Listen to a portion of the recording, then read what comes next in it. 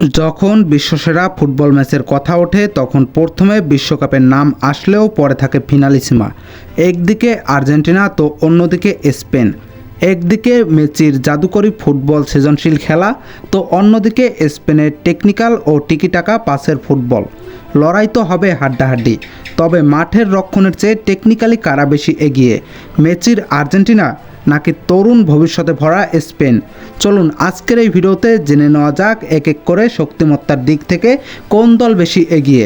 ভিডিওটা শুরু করব তার আগে বরাবরের মতো যে কথা না বললেই নয়, আপনি যদি আমার এই চ্যানেলে নতুন দর্শক হয়ে থাকেন অবশ্যই চ্যানেলটি সাবস্ক্রাইব করে দিবেন, কারণ এই চ্যানেলে আপনি ফুটবল রিলেটেড যে কোনো তথ্য বা আপডেট সবার আগে জানতে পারবেন।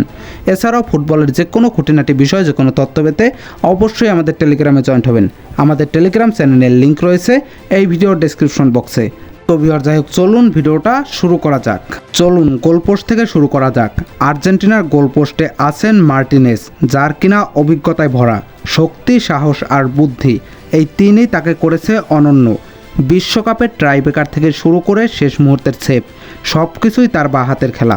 তিনি জিতেছেন বিশ্বকাপ, দুবার করে কোপা আমেরিকা, ফিনালিসিমা ও ইউরোকাপ। অন্যদিকে আছে স্পেনের গোলকিপার ওয়াইন সিমন, যিনি বল পায়ে খেলায় খুবই দক্ষ, কিন্তু মার্টিনেসের কাছে তিনি কিছুই নয়। এখানে এগিয়ে থাকবে আর্জেন্টিনা। ডিফেন্সের ক্ষেত্রে দুই দলই শক্তিশালী। আর্জেন্টিনার রক্ষণে রয়েছেন Cristian Romero, Nicolas Otamendi, Nahuel Molina এবং তাগলাফিকো। এরা শক্তিশালী, অভিজ্ঞ এবং বড় ম্যাচে চাপ সামলানোর যোগ্য। অন্যদিকে স্পেনের ডিফেন্সে আছে এরিক গার্সিয়া, আইমার গাপোত এবং বানি কারবাহাল। এরা ব্যাকলাইন থেকে দ্রুত সাপোর্ট নিতে পারে এবং দ্রুত গতির খেলোয়াড়। কিন্তু মূল খেলা হবে মিডফিল্ডে, যেখানে দলের স্পন্দন কাজ করে।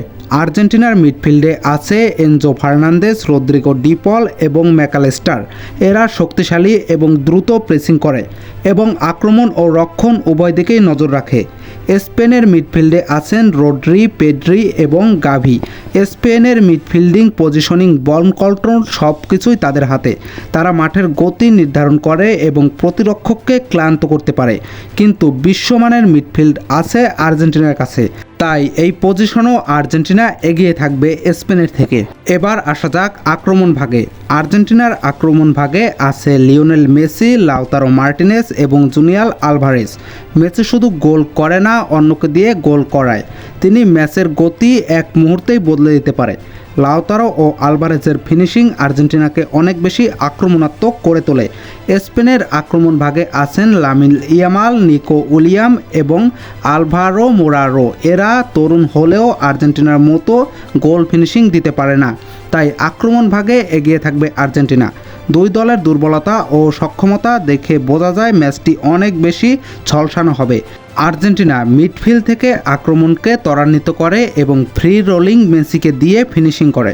অন্যদিকে স্পেনের মিডফিল্ড নিজেদের নিয়ন্ত্রণ করতে পারে এবং বল ধরে খেলতে পারে, তরুণ অভিজ্ঞতায় ভরা।